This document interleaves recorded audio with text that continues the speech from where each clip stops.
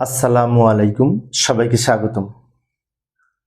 ICT বিষয়ের এই যে সংখ্যা পদ্ধতির উপর ভিত্তি করে টেস্ট পরীক্ষায় রাজশাহী ক্যাডেট কলেজে যে প্রশ্নটি এসেছিল সৃজনশীল, ওই প্রশ্নটির সঠিক সমাধানের চেষ্টা করব। তো শিক্ষার্থীদের অনুরোধে আমি অবশ্য অনলাইনে ক্লাস নেই, আলোচনায় আছি আমি মোহাম্মদ সিরাজুল ইসলাম। শিক্ষার্থীরা মাঝে মধ্যে আমাকে বিশেষ করে ক্লাস নেওয়ার জন্য অনুরোধ করে, তাই ক্লাসটি এই প্রশ্নটি সমাধানের জন্য অনুরোধ করেছিল, তাই আজকের আলোচনায় আসা। প্রথমে প্রশ্নটা দেখে নিই, প্রশ্নে কি বলা আছে। প্রশ্নে এখানে বলেছে রাজশাহী ক্যাডেট কলেজের প্রশ্নে আনিস ও সিফাত দুই বন্ধু মিলে বইমেলায় গেল। আনিস 3A বেজ 16 এত টাকার একটি বই কিনলো, সিফাত এত টাকার একটি বই কিনলো। তাদের শিক্ষক মন্তব্য করলেন যে ডিজিটাল সিস্টেমে বিয়োগের কাজ যোগের মাধ্যমে সম্পন্ন করা যায়। তাই বললেন, হ্যাঁ, বিয়োগের কাজ যোগের মাধ্যমে করা যায়, দুইয়ের পরিপূরক পদ্ধতি ব্যবহার করে, তাই না? তো এই তথ্যের আলোকে কখ তোমরা পারবে। গ নম্বরে বলেছে আনিসের বইয়ের দামকে বাইনারিতে রূপান্তর করো। বাইনারিতে রূপান্তর করতে হলে দুইভাবে করা যায়। এটা হচ্ছে আনিসের বইয়ের দাম ছিল হেক্সাই, একটা কাজ করা যায়, হেক্সাডেসিমালকে দশমিক করব, 16 দিয়ে গুণ করে, তারপর দশমিক থেকে বাইনারি করব 2 দিয়ে ভাগ করে করে, এইভাবে করা যায়। আবার এইটা থেকে সরাসরিও করা যায়। তো আমরা দশমিকে রূপান্তর করি, তারপরে করি, কারণ দশমিকটা আমাদের গ নম্বরে লাগবে, সেজন্য যাই সমাধানের চেষ্টা করি। একটু উপরে লিখে রেখেছি সময় সেভ করার জন্য। 3A এর বাইনারি মান নির্ণয় করে দেখানো হলো। তো প্রথমে আমরা এটাকে হেক্সা করব, হেক্সা থেকে প্রথমে দশমিক করব। 3 কে বেজ 16 দ্বারা গুণ করব, যোগ এর মান হচ্ছে 10, তো 10 লিখে 10কেও এই 16 দ্বারা গুণ করব। এরপর পাওয়ার লিখবো 0 1, এবার সরল করব। এটাকে পাওয়ার করে 16, তাকে 3 16 48, যোগ এটাকে পাওয়ার করে 1, তাকে 10 দিয়ে গুণ করলে 10, এটা যোগ করে সম্ভবত 58 হচ্ছে। এখন 58 সংখ্যাটি হচ্ছে দশমিক সংখ্যাতে ভিত্তি 10 লিখলাম। এটা হচ্ছে এই দশমিক মান।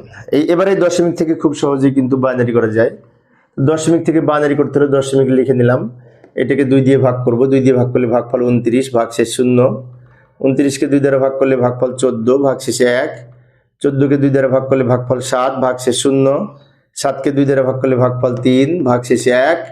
3কে 2 দ্বারা ভাগ করলে ভাগফল 1, ভাগশেষে 1। 3কে 2 দ্বারা ভাগ করলে ভাগফল 1, ভাগশেষে 1। এই 1কে আবার যদি 2 দ্বারা ভাগ করা যায় না, তখন এখানে 0 লিখবো আর এই 1 শেষে লিখবো। এবার এগুলো নিচ থেকে উপরের দিকে সাজিয়ে লিখলে উত্তর হবে 1 1 1 0 1 0, এটা। এবং এটি বাইনারি মান।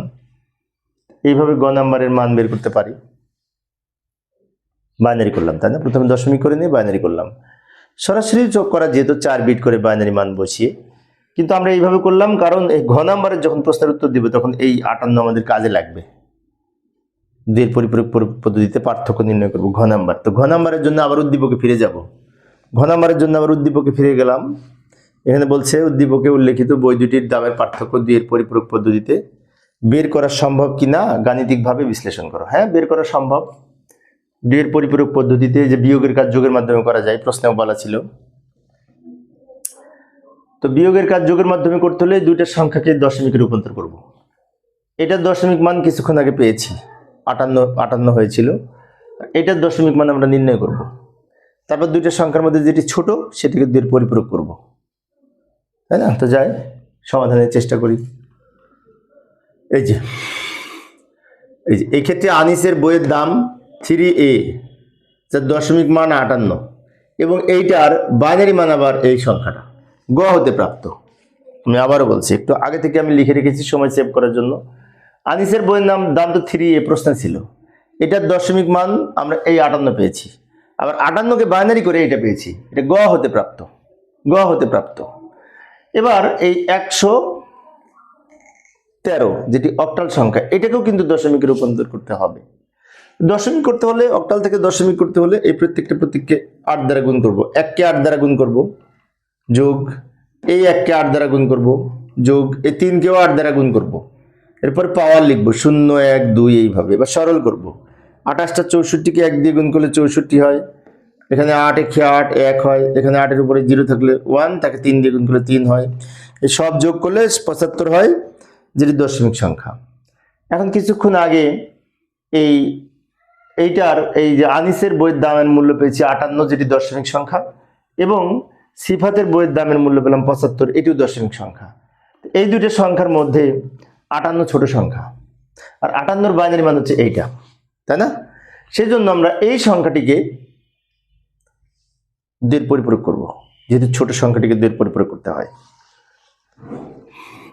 ও তার আগে একটি কথা, এইটা তো আবার বাইনারি মান দেয়া নেই, এটাকে তো বাইনারিও করতে হবে, তাই না?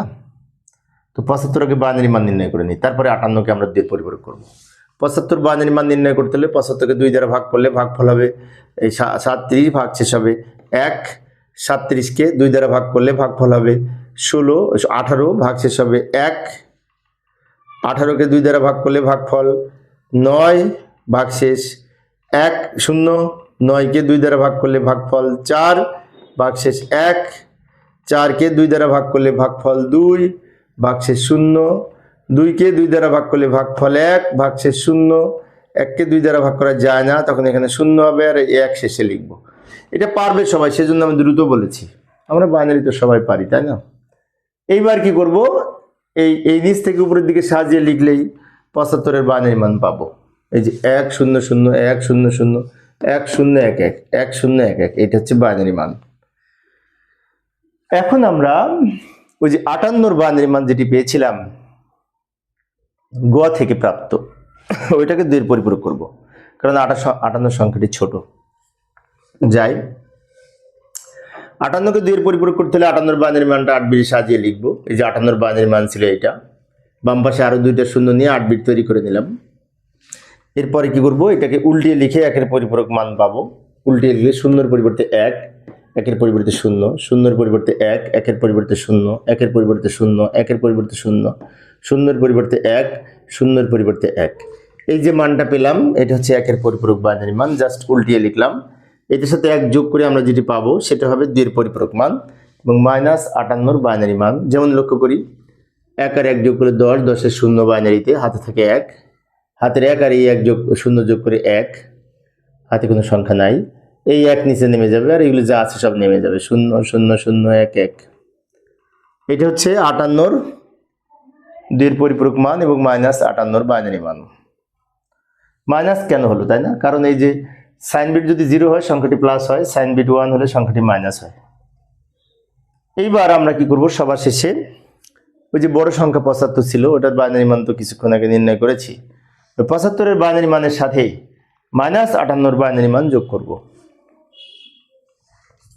তো লক্ষ্য করি 75 78 75 এর বাইনারি মান এখানে লিখে নিই, এখানে লিখে নিলাম 75 এর বাইনারি মান। লিখে নেওয়ার পরে বাম দিকে একটা 0 দিয়ে 8 বিট তৈরি করে নিলাম। এটা নিচে লিখবো -58 বাইনারি মান, কিছুক্ষণ আগে যেটি পেয়েছি সেটা লিখবো, কিছুক্ষণ আগে যেটি পেয়েছি সেটা লিখবো। এবার দুটো যোগ করব, এদিকে যোগ করব কিন্তু এদিকে পার্থক্য নির্ণয় করব, তাই বলা হচ্ছে যোগের মাধ্যমে পার্থক্য, 2 এর পরিপূরক পদ্ধতিতে। এবার এই যোগ করবো, এদিকে এদিকে বিয়োগ করলাম কিন্তু ওইদিকে যোগ করব, বাইনারি যোগ। 1 আর 0 যোগ করে 1, হাতে কিছু নাই, 1 আর 1 যোগ করে বাইনারিতে 10, 10 এর 0 হাতে থাকে 1, হাতের 1 আর 1 যোগ করলে 10, 10 এর 0 হাতে থাকে 1, হাতের 1 আর 1 যোগ করলে 10, 10 এর 0 হাতে থাকে 1, হাতের 1 0 সাথে যোগ করে 1। এবার হাতে আর কোনো সংখ্যা নাই, 0 0 যোগ করে 0, 1 আর 1 যোগ করলে 10, 10 এর 0 হাতে থাকে 1, হাতের 1 আর 1 যোগ করলে 10, 10 এর 0 হাতে থাকে 1, ওই 1 বাম দিকে লিখে দিব। এই যে মানটি পেলাম এই পর্যন্ত 8 বিট, এদিকে 8 বিট, একটা এদিকে বেশি হয়ে গেছে, 8 বিটের বাইরে একটা বিট চলে এসেছে যেটিকে ওভারফ্লো বা ক্যারি বিট বলে, এবং 8 বিট রেজিস্টারে অঙ্ক করলে এটা বাদ যাবে, তাই এখানে লিখে দিব যে ক্যারি বিট বিবেচনা করা হয় না, ক্যারি বিট বাদ যাবে। অর্থাৎ এই 8 বিটের বাইরে যদি কোনো বিট থাকে ওইটা বাদ যায়, যাকে ক্যারি বিট বা ওভারফ্লো বলে, এটি বাদ যায়। কারণ এটা যদি বাদ দিয়ে দিই তাহলে এখান থেকে এইটুকু উত্তর হয়, এখান থেকে এইটুকু উত্তর হলে বামের শূন্যর দাম নেই, এটা উত্তর 1 3 0 1, এটা উত্তর। তো প্রিয় শিক্ষার্থী বন্ধুরা, এই ছিল আজকের আলোচনা। শিক্ষার্থীদের অনুরোধে আমি একটা একটা করে প্রশ্ন সমাধানের চেষ্টা করি। পরের ক্লাসটি দেখার আমন্ত্রণ রইল। খোদা হাফেজ।